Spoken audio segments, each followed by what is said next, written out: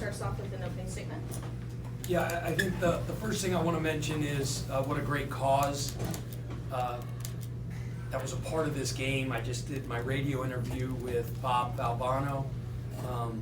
First time I met him, I felt like I was meeting basketball royalty because, as I said on the radio interview, the name Valbano is synonymous with college basketball. I told him my first memory of the NCAA tournament was we went on a little family spring vacation in early April to Hilton Head in 1983. It was cold and rainy and it was awful, but it was the Final Four in Albuquerque. And NC State made that shot at the buzzer, and Bob's brother Jim ran around the court like crazy, and I remember it like it was yesterday. And then obviously one of the most impactful sports speeches maybe ever was the speech that Jimmy B gave at the ESPYs, and I can almost recite it. Most of us can. It's just such a nasty, horrible, wretched disease, and cancer is something that has touched everybody in this room, everybody everywhere. In this cause, Kentuckiana Friends of V, that Bob is such a champion of, is special to his heart. Helps people dealing with cancer, helps people, helps for cancer research. So, anybody listening to this, Bob told me the early returns of the donations have been really good. So we'll make sure everybody has the website. Please go and donate. So I'm glad we were able to do this with Jimmy B, formerly a coach at Bucknell. It was really good. John does an unbelievable job. I didn't get a chance to talk to him after the game, but he's a really good coach. He's got that program going in the right trajectory. I think he runs really good stuff. His ATOs, his baseline out of bounds. We stole one of his. I think he stole one of ours because we ran one of his plays and he ran one of our plays that we saw in preparation. But and I've known John for a long time. He was on the team that beat Kansas at Bucknell. My longtime friend and longtime associate head coach Mark Prosser is now the head coach at Winthrop. Coached on that team and coached John. John was a fiery, tough, gritty dude. Came to Wake Forest and worked our basketball camp. Got in a fight with every one of our players. I thought our guys played well. We defended, deflected the ball. All of our metrics of effort were really, really good. We shared the ball, shot a very high percentage from three, but the thing I was most pleased with is that our assist percentage was really high. I think we assisted on 84% of our field goals. Open up for questions. There's your microphone.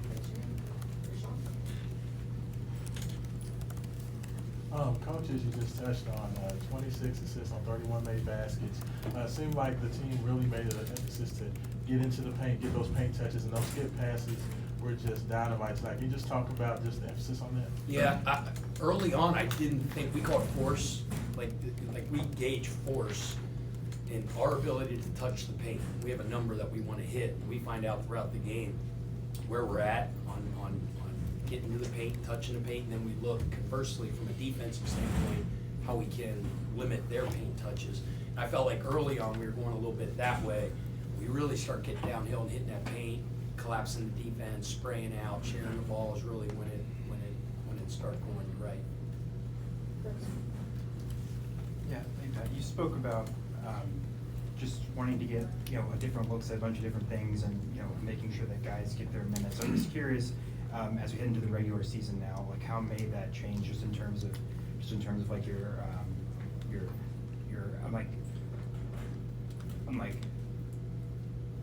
minutes played and will you say a smaller rotation? I don't think we're at that point right now where I can tell you exactly what it's going to look like. I mean, we've been going since June 5th, obviously gone through 2 exhibition games and things like that. We evaluate everything every single day. What that looks like for next week, I'm not sure yet, but we've got a bunch of really good players. Just wanted to get your thoughts on this type of exhibition season and what it gives to your team and the program and really kind of all the programs that are doing it. When you play teams that you might encounter along the way, maybe in the NCAA tournament or things like that as you go along. Well, last year we played 2 non-division ones, and won by a lot. We played 2 good teams. Obviously Kansas lost that game. It was great. I mean, it wasn't great that we lost. I hate to lose, but we found a lot more about ourselves, things that we had to get fixed and things we had to address in playing a team of that caliber versus a non-division one, where maybe we didn't find out those same things till we get a little bit further down the road. So I thought that was a really, really good thing. And then, Bucknell's a really good Division I program from a very, very good conference, really well coached, and they run great stuff. And it's a good test. So I don't think there's any question. It's good that you can do these things now, for sure. Yeah, I mean, here Friday, we weren't worried about Michael's ability to bounce back from that performance. Could you just speak to, how he carried himself over the past few days and heading into tonight, and being able to get into a rhythm and have such a huge performance? How he carried himself the last couple of days since the last game? Yeah, like he always does, like a pro. That kid is way beyond his years in terms of maturity, whatever he is, 18 years old, I don't know what it, but he didn't carry himself like that. That kid is extremely regimented, unbelievably hardworking, just detailed in every bit of his life and his game. And I've told you guys what a phenomenal teammate, human being he is as well. So, and that kid didn't blink an eye. He was out there shooting after the game, which I tried to get him out of there. Hey, Kel, there's diminishing returns at some point. Make sure you get some sleep and get something to eat. That's just his mentality. He's wired that way. Had a great couple of days of practice, great attitude, played really well tonight. Samantha Fruit, seemed like there was some effort to get him more involved tonight. I've had a couple of oops. Can you just talk about his energy and his play out there this evening? Yeah, well, I mean, I said this to Bob on the interview too. Like everybody was asking about, his production the other day because he only had 1 field goal attempt.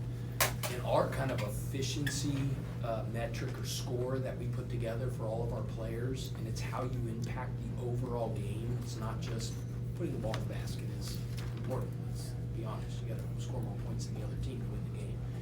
But I want to say he was like 2nd or 3rd on our team. How he affects our defense. He's a terrific ball screen defender. Deflects the ball, touches the ball. He's a elite screener.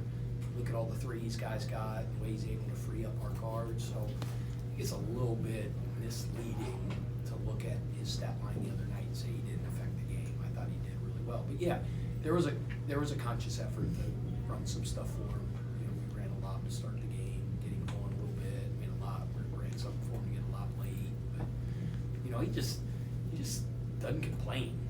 It's just how many? You want me to set 4,000 screens for these guards throughout the course of my 30 minutes that I played today? Okay, coach. What do you need now? I said, go get some more offensive rebounds.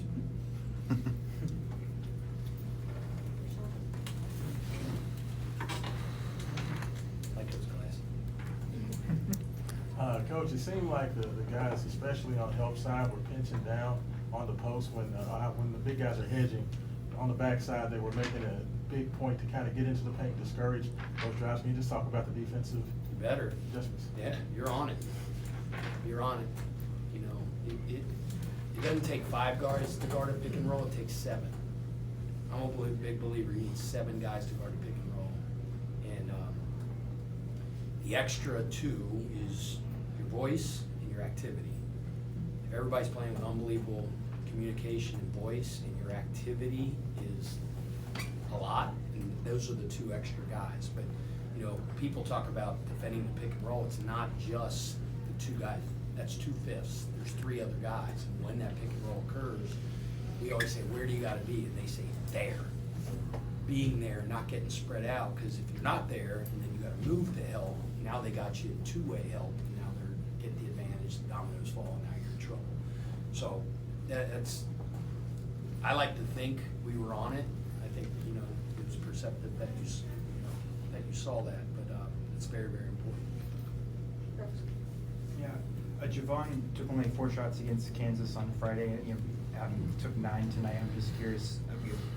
there conversations about trying to get him a more look at some offensively and just trying to get him involved? It seemed like there were times early in the first half against Kansas he was kind of just like off in the corner and wasn't getting as involved as maybe we wanted to. Corners are extremely important in basketball, in offensive basketball. Keeping that corner filled and keeping your spacing. I don't know if he's stuck in the corner. I'm not sure. I want Javon to be ultra aggressive. I want him to be dangerous in every single catch.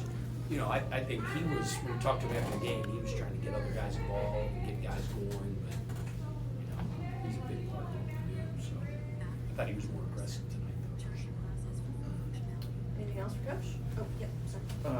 Kel did a lot of damage off the ball tonight, just kind of getting into the rhythm with like catch and shoot jumpers, handoffs, softball screens. Was that like an area of emphasis coming into the game to kind of get him into the flow of things, or that just that's just how we play. Our style of offense is very unique because it's extremely random. And we always say the beauty is in the randomness, and there's principles, there's concepts, but it's hard to scout us because like sometimes somebody will call me afterwards or they'll put something on Twitter and be like, man, like look at this set they run. Sometimes it's not even a set, it's the read and the randomness and the cutting, and it's a fun way to play. And even the other night against Kansas, like you can see, I really believe our offense grows, and we get better and more comfortable because, like I was talking to Sananda Frew the other day, he was like, man, where I play in Europe, it's extremely rigid. Like, this is what I do, and I do this here, I'm like, bro, you came to Louisville, you're hooping, and he goes, sometimes I get the ball and I'm going into a handoff, 3 guys cut, and I'm like, it'll come, man, just keep, pretty soon they start having fun. You can just see the pep in their step and the smile on their face, and that's coming. It's like a fine wine. I don't drink a lot of wine, but I hear it. So I don't even know where I went with all that. But you were talking about you were talking about all the Kel stuff. Like, yeah, he's cutting, he's moving, he's getting flares, throwing to the big, getting handoffs. We're going into ball screens, we're rolling, we're filming. It's freaking fun. I don't know why you want to play here. We run sets, and dead balls and after free throws and after timeouts and stuff like that. But other than that, man, it's go hoop. Eric, last one. You talked a little bit about the field. I don't know, maybe I'm mistaken. It's almost like in 5-minute increments. I'm sorry, say it again. It's almost like in 5-minute increments in this game. You talked about the field. Guys just felt more comfortable. You don't practice in here every day, and it takes a little time, but it just looked like just the way they interacted with each other and the way they were running, and you can almost just see it. Is that something that you just... Yeah, I just think that's how things evolve, right? It's early. It's the second team we played against. Guys are getting comfortable in their roles. Roles are being defined. They're developing off-court chemistry. They're developing on-court chemistry. It's every team in the country. We're not a finished product, but nobody is. I guess maybe like some of the teams that are a little bit more rigid with what they do, like, okay, we have our thing and this is what we do. Maybe early on they go like this, but I really feel like we go like that as our guys get more and more comfortable. So, but yeah, I felt that today. You could see them playing with a little bit more rhythm. Helps when the ball's going in. It went in a lot. As you know, we have an elite shooting team. We have a selfless team. And we talk about force getting to the paint. The other part is gravity, and the gravity is the way we're able to pull people away from the basket because of the shooting gravity we have, which opens up the paint. So there's a method to the madness. It looked good tonight. All right, thank you.